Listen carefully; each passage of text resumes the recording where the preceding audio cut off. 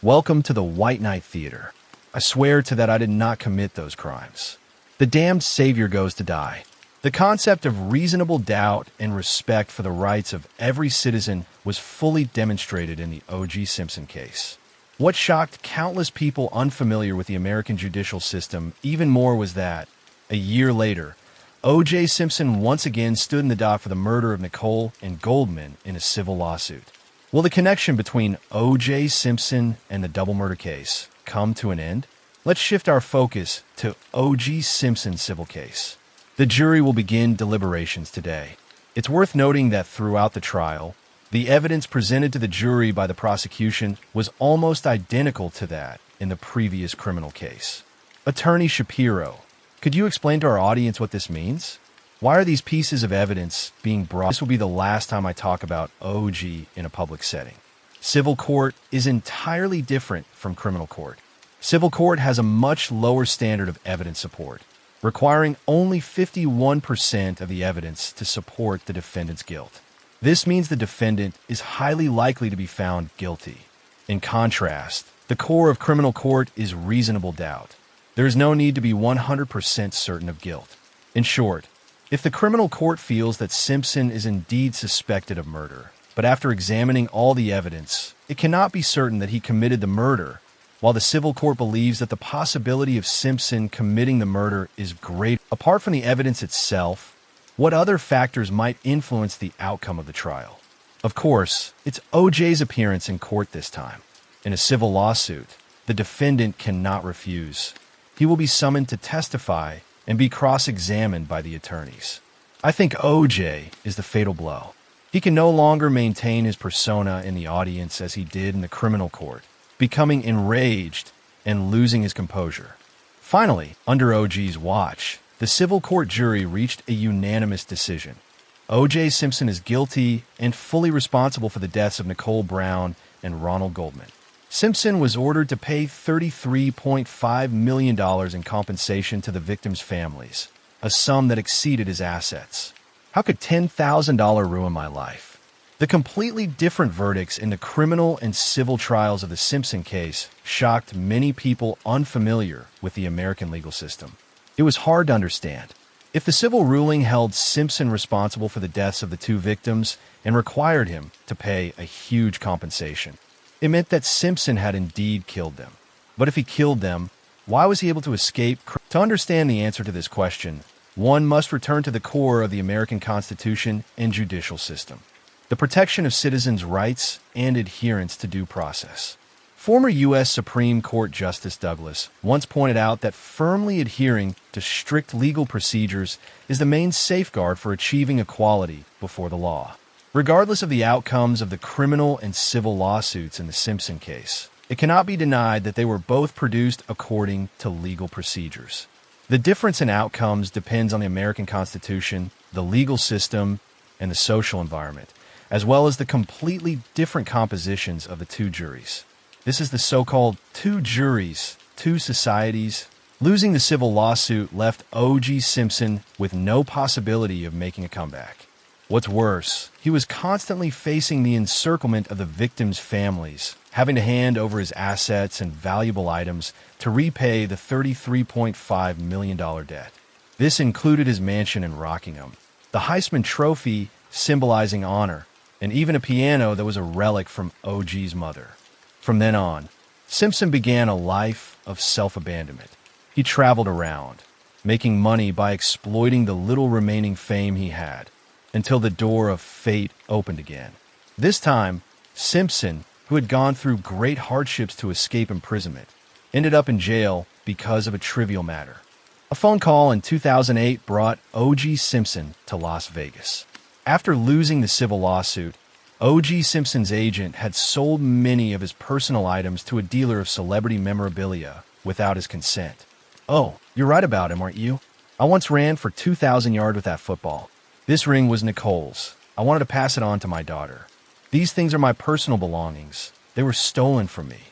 Yes, everyone thinks I haven't suffered any punishment. They don't know that I've been robbed in this so-called great country. Why shouldn't I go and take back what belongs to me? Ha ha ha ha ha. Let's haul our boys over and When Simpson heard that this person was in a Las Vegas hotel, he made a bold decision to take those things back. He disguised himself as a buyer to conduct a transaction at the hotel, but actually carried out a reckless robbery plan. Is this the room in front, 1203? Is the gun here? Bring out the gun.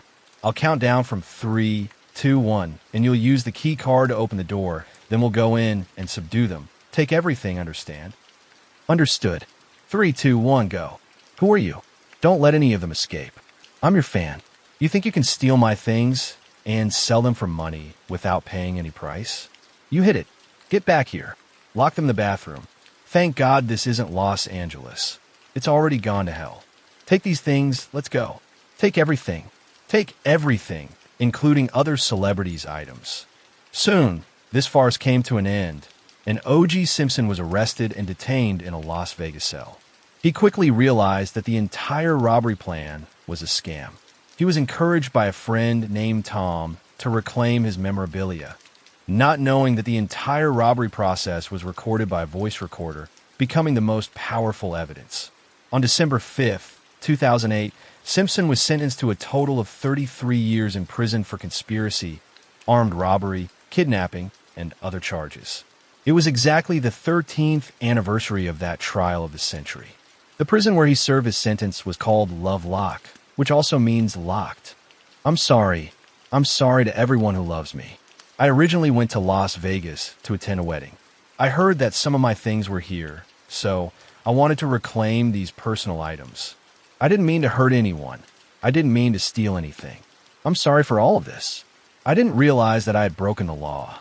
On the day O.J. Simpson was imprisoned, Dr. Lee went to Texas for a lecture and unexpectedly ran into a friend he hadn't seen in a long time, the Chinese-American police assistant Sam, who had fought alongside him in the Simpson case. Sam left the forensic science laboratory years ago and returned to his family business to start a new chapter in his life. Since then, Sam would send holiday greetings to Dr. Lee on every holiday, but due to their busy work and lives, they never had the chance to meet. Dr. Lee, it's really lucky to run into you here. You haven't changed at all these past 3 years. You're still full of energy and enthusiasm. No, that's not a compliment. It's really saying that I haven't made any progress at all. How do you evaluate me then? Well, you want to hear me say that you look younger. Ha ha ha ha. Back then, you left the forensic lab after a promotion, and not long after, I resigned too. The Simpson case had a profound impact on me. Initially, I was dissatisfied with many of the police department's procedures, and later, the country's attitude toward the police also disappointed me. You know, all the LAPD officers involved in the Simpson investigation were either dismissed or transferred, which is rare in American history. I lost my enthusiasm and eventually returned to my family's company, becoming a businessman and falling into a rather conventional life trajectory. Conventional isn't important. Happiness is what matters. Has your experience as a police officer helped you now? Absolutely. I often tell my kids about the things you said when we were working on cases together. I tell them that whether you're a police officer or a businessman, if you want to live a good life, you need great patience, keen observational skills, and most importantly, the ability to build trust with others. That's your progress. Sam, really? Oh, I remember when you volunteered to join the Simpson case and said a lot to me. You thought my career perfectly matched the first Chinese proverb you learned. A person without integrity cannot stand. I remember these things, and you've achieved them now. No matter what profession you're in, as long as you stick to your principles and this saying, you'll take control of your own life. A businessman who doesn't want to be a police officer won't be a good father either. Dr. Lee, you haven't changed in all these years. As soon as you open your mouth, it's like Peking opera. Ha ha ha. The story of the O.J. Simpson case seems to have come to an end. 9 years after being imprisoned, Simpson was paroled early on October 1st, 2017. That year, he was 70 years old and frail. Is this story really over? Who is the real murderer of Nicole and Goldman? Will the truth ever come to light? In March 2019, Marcia Clark reemerged into the public eye after a 25-year hiatus, now transformed into a TV producer and screenwriter. Soon, a TV series produced by Marsha, premiered on ABC. The female protagonist, Maya, was a former prosecutor who resigned after failing to convict a movie star. 5 years later, Maya was called back to prosecute the same star in a murder case. The show is called The Web. A week later, Dr. Lee was invited to ABC as a guest and met Marsha, who had just finished an interview. Congratulations. I didn't expect you to become a producer. Haha, mainly because I couldn't continue as a prosecutor. You were once the best prosecutor in Los Angeles, but you lost the most important case. So, Dr. Lee, are you following the TV series I produced? I watched some of it. What's your opinion on the case in the show? Do you think the movie star is the murderer? From a viewer's perspective, I can't tell yet. Although I was a forensic expert in real life, I've never understood those TV cases. Dr. Lee, do you feel like you've ever defended a murderer in your career? Like O.J. Simpson, Marsha, since we're sitting here today without any of our old identities, let me say something sincerely. O.J., this case might be one of the biggest regrets of my life.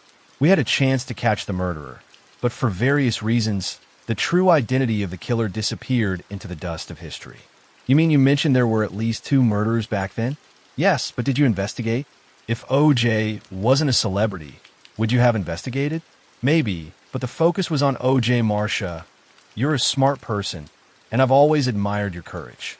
You must understand that we can easily fall into a mindset and not even realize it. It's easy to stick to a previously held view within that mindset. In the case back then, everyone was caught up in various factors: politics, race, skin color, fame, money, stance, rumors, and everyone's definition and standard of justice. I understand what you mean, Dr. Lee. Thank you for clearing up the knots in my heart all these years. I wish you find greater meaning in your new position. I believe the truth will never stop coming to light. On December 14th, 2021, Simpson was granted early termination of parole and fully regained his freedom due to good behavior. O.J. Simpson, from a ghetto kid to a world-renowned star, from a man of honor to someone who couldn't reintegrate into society. How was his dramatic life shaped? O.J. Simpson himself must have pondered this question as well. O.J. Simpson once reached the pinnacle of life, with a legendary past, loved by everyone, whites and blacks, men and women, and children alike. How many people in this world can have such a perfect life, winning the affection and support of hundreds of millions with a simple act? O.J. Simpson was supposed to be a model citizen, contributing to his community and setting an example for children. Everything seemed to change from the moment he became famous. I really don't know how I got to this point. I once had a great life, and I was friends with everyone, kind of everyone. Now I can't find that kindness anymore. I can't find anything. My heart is empty. I hope everyone remembers the old OG, remembers the good times.